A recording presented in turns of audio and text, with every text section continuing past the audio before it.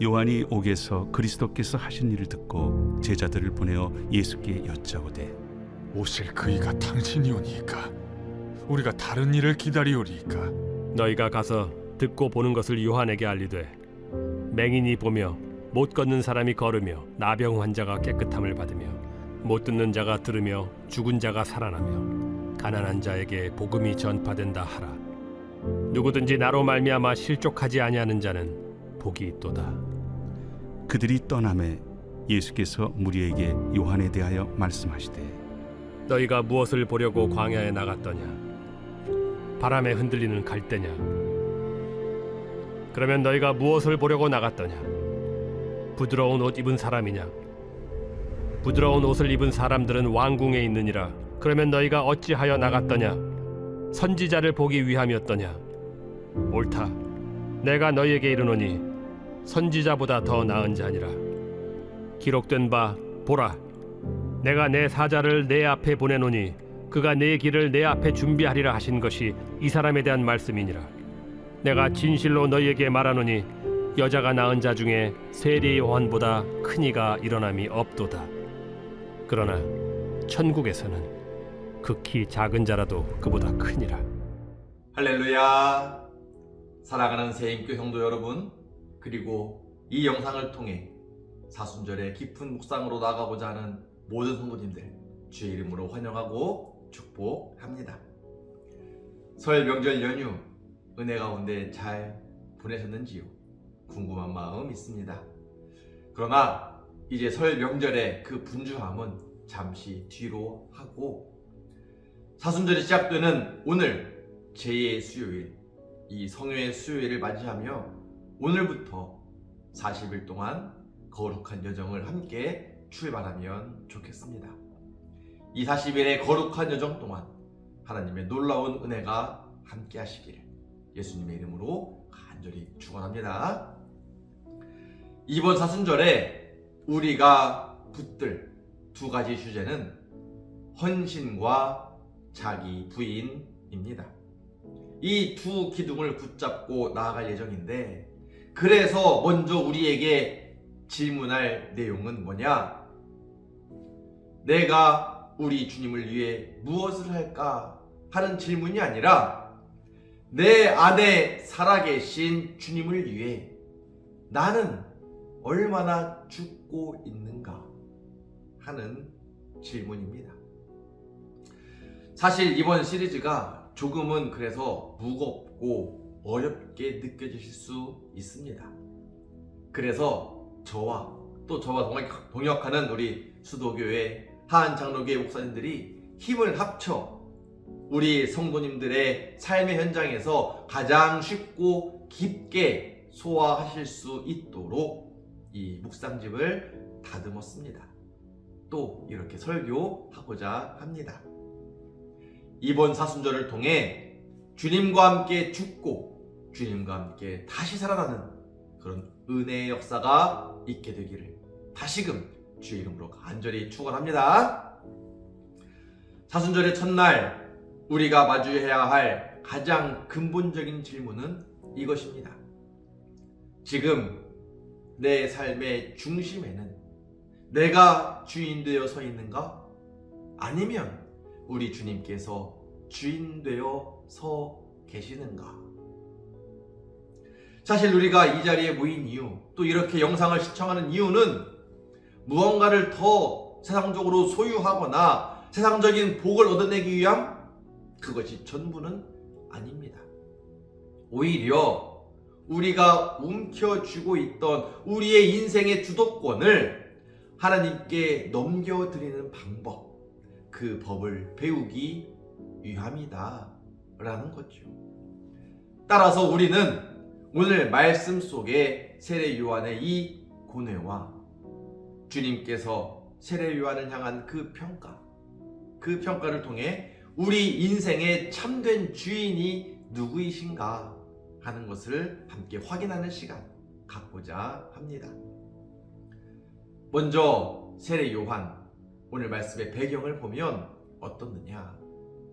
오늘 함께 읽은 마태복음 11장은 그 앞선 마태복음 3장에 나오는 세례 요한과는 조금 다른 모습입니다.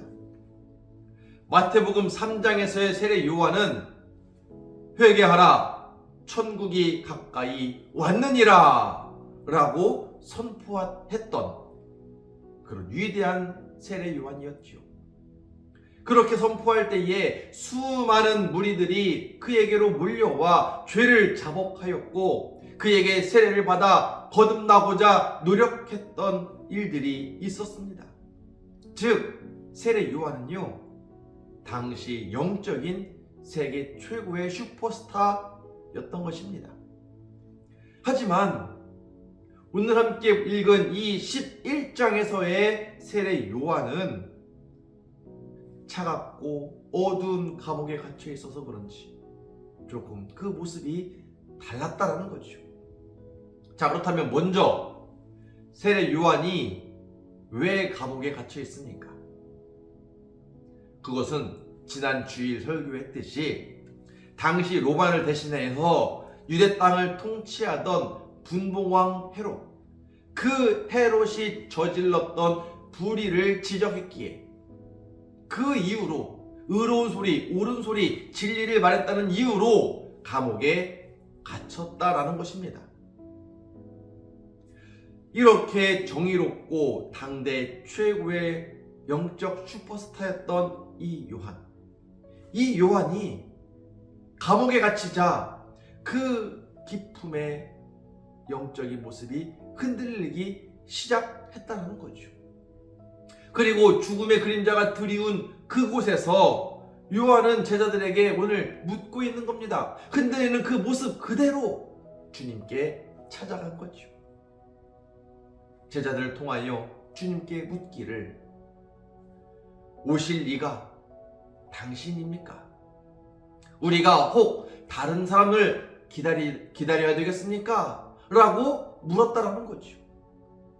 여기서 오실 그 이라는 말씀은 에르코메노스인데, 이것은 당시 유대인들이 그토록 갈망하며 기다리던 메시아를 가리키는 말씀입니다. 그러니 다시 말해 우리말로 바꿔보면, 나사렛 예수 선생님이시여, 당신이 구약에서 예언한 선지자 메시아 그리스도 맞습니까? 혹시 아니라고 하면 빨리 말씀해 주세요. 제가 다른 분을 기다리겠습니다. 내가 이 감옥에서 내 죄를 부인하면서라도 어떻게 해서라도 빠져나가 다른 분을 기다리고 싶습니다 라고 하는 질문을 드렸다는 겁니다. 예수님이 메시아라는 사실이 지금 세례 요한의 마음속에서는 흔들리고 있었다는 거죠. 근데 참으로 이상하지 않습니까? 분명 앞선 3장의 말씀, 회개하라, 천국이 가까이 왔노라 라고 선포할 때 그 요한은 누구보다 먼저 예수님을 알아보고 나아갔던 사람이라는 거죠. 예수님을 향하여 보라, 세상 죄를 지고 가는 하나님의 어린 양이로다 라고 외쳤던 세례 요한입니다. 그런데 그런 세례 요한이 지금 흔들리고 있다라는 거죠. 왜 세례 요한이 이렇게 흔들리고 있습니까? 그것은 바로 자신의 인생이 세상의 눈으로 볼 때에는 실패한 것처럼 보였기 때문이라는 거예요. 다시 말해 주님의 길을 평생 준비했는데 자신의 삶을 딱 돌이켜보니 결국 그 결과가 비참한 죽음을 기다리는 감옥, 지금 삶의 자리가 감옥이었기 때문이라는 겁니다. 그러니 요한은 그 감옥에서 돌아본 결과 과연 내 선택이 옳았던가 하는 고뇌가 찾아왔다는 겁니다. 인간적인 생각이 들었다는 거죠. 솔직히 우리도 그럴 때가 있지 않습니까? 우리도 평생 예수를 믿고 교회를 위하여 그래서 섬기고 봉사하며 주님의 길을 예비했는데 시간이 가면 갈수록 우리의 몸은 점점 아파오고 우리 자녀들의 앞길은 잘 열리지 않는 것 같고 하는 일마다 막혀 잘 풀리지 않는 것 같은 그런 때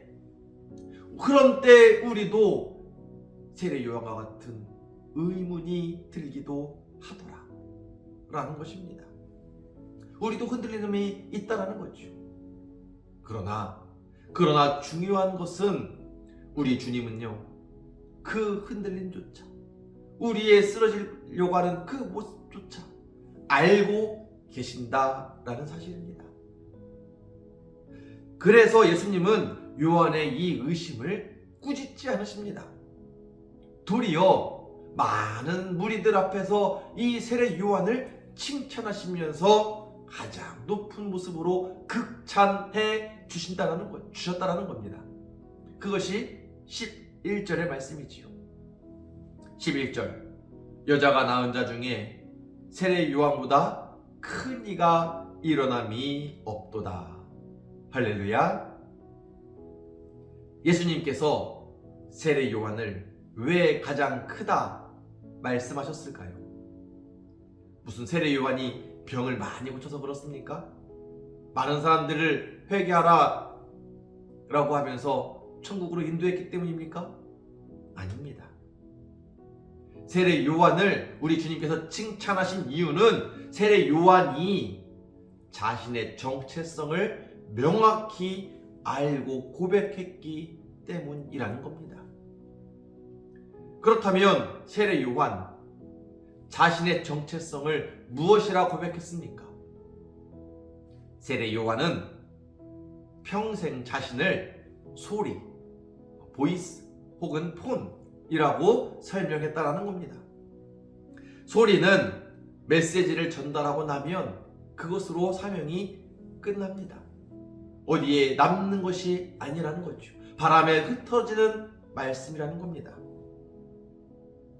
그러나 우리 예수님은 좀 다르지요. 예수님 자신을 말씀이다 라고 요한복음에서 정의하고 있습니다.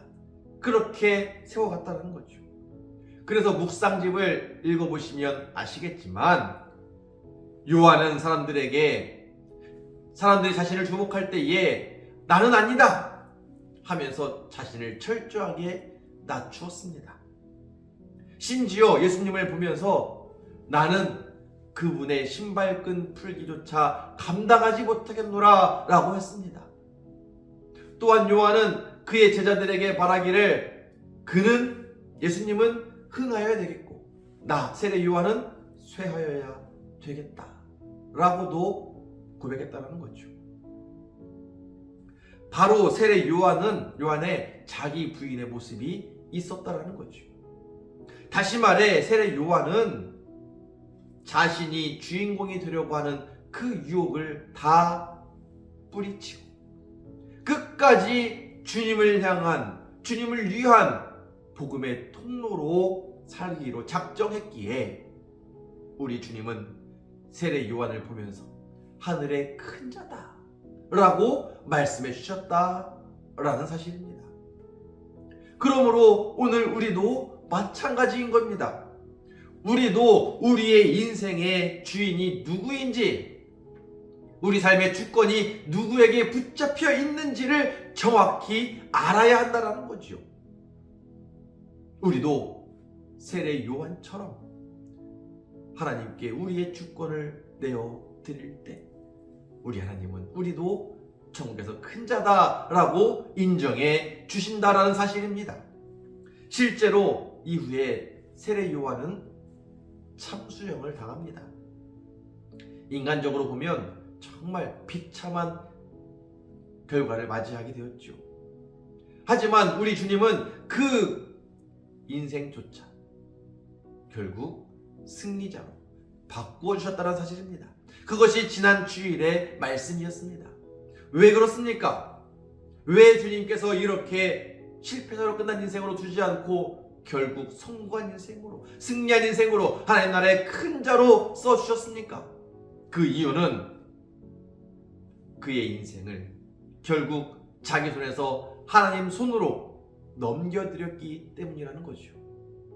즉 오늘 우리도 우리의 인생의 주권을 하나님 손으로 넘겨드리기만 하면 우리 주님은 감히 세상이 줄 수 없는 하늘의 큰 상급으로 우리에게 부어 주신다, 약속하셨다라는 것입니다. 그러므로 오늘 우리에게도 물어봐야 되는 겁니다. 혹시 오늘 우리가 처한 상황이 감옥처럼 답답하나, 내 인생은 왜 그럴까 하는 허무함에 찾아올 때에, 만약 그렇다고 느낄 때에 주님은 우리의 성공을 기억하지 않는다라는 사실을 기억하시기 바랍니다. 다만 우리 주님은 그럼에도 불구하고 지금 너의 주인, 내 인생의 주권 누구에게 있느냐라고 물으신다는 사실이지요. 그래서 우리가 우리의 인생을 붙잡고 있으면 그 인생의 끝은 결국 실패로 끝나겠지만, 반대로 주님께 우리의 인생의 핸들을 넘겨드리면 우리의 마지막은 반드시 하나님의 승리로 끝날 것이다 라는 것입니다. 이 사실을 믿고 우리 인생의 주권을 주님께로 넘겨드리는 저와 여러분 되기를 주의 이름으로 간절히 축원합니다. 이제 묵상집 1일차를 펼쳐보시기 바랍니다. 그리고 오늘 질문한 3가지 질문에 한번 답해보시기 바랍니다. 지금 내 삶의 중심에는 누가 서 있느냐? 이것이 첫 번째 질문이지요. 나의 자존심, 나의 경험, 나의 소유, 이런 것들이 여전히 우리 안에 왕노릇하고 있지 않는가 돌아보라 라고 하는 질문입니다. 그리고 두 번째 질문은 지금 우리가 내려놓아야 할, 주님 앞에 겸손히 내려놓아야 할 헛된 영광, 고집스러운 계획, 이런 것들이 무엇이냐라고 하는 질문이지요. 우리가 이루려고 했던 그 꿈보다 주님의 뜻이 더 크다, 더 위대하다라는 사실을 인정하며 주님께 우리의 모든 것을 내려놓을 수 있는 저와 여러분 되기를 주의 이름으로 간절히 소망합니다.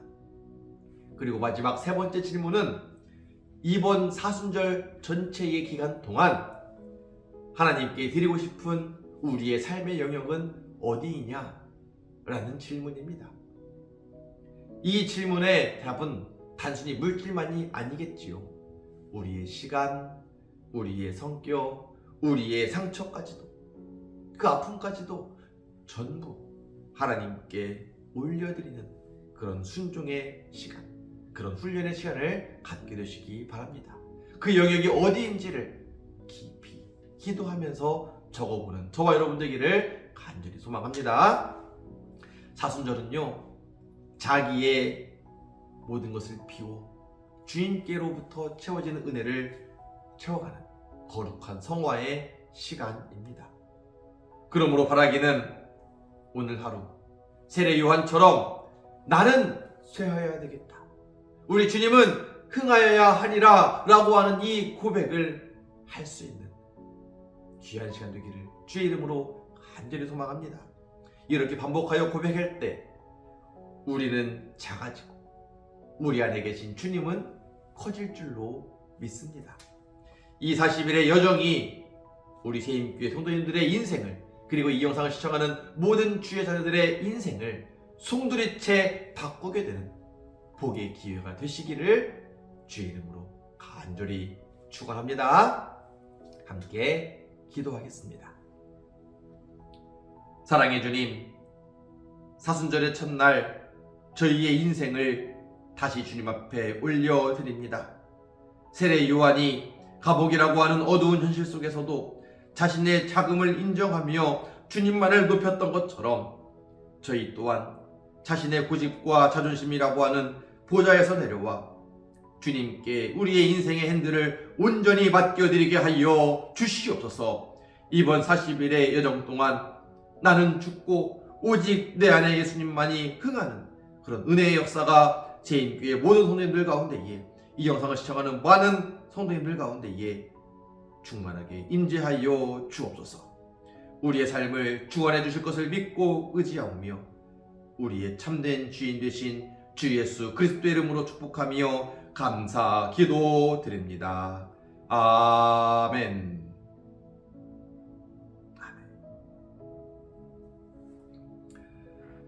이제 함께 찬양하겠습니다. 함께 찬양할 때에 말씀을 깊이 생각해 보시고 오늘 질문에 답하며 주님과 깊은 대화의 시간 갖게 되시기를 간절히 소망합니다. 함께 찬양하겠습니다.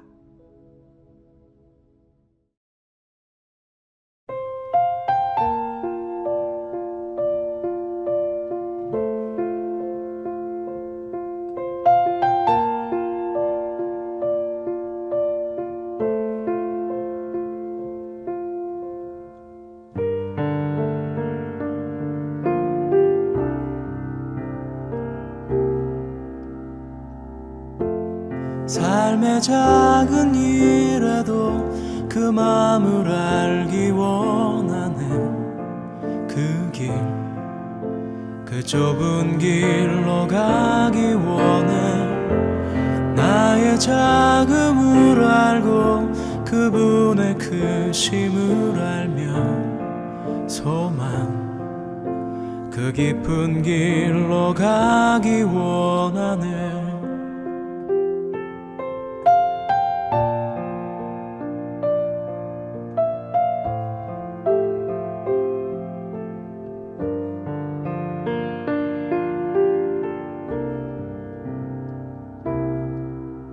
저 높이 솟은 산이 되기보다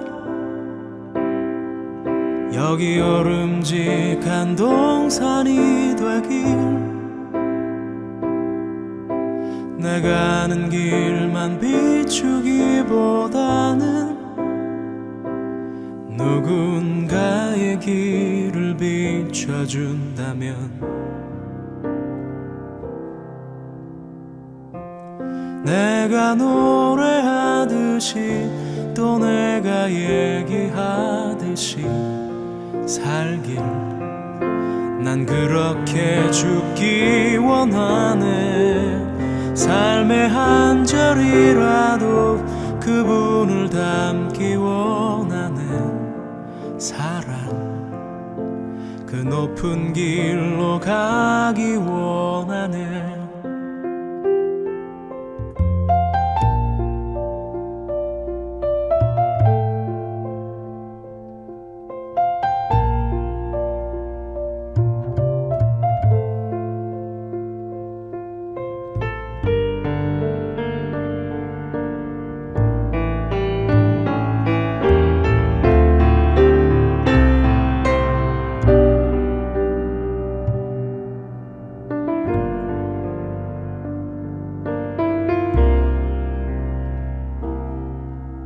저 높이 솟은 산이 되기보다 여기 오름직한 동산이 되길. 내가 아는 길만 비추기보다는 누군가의 길을 비춰준다면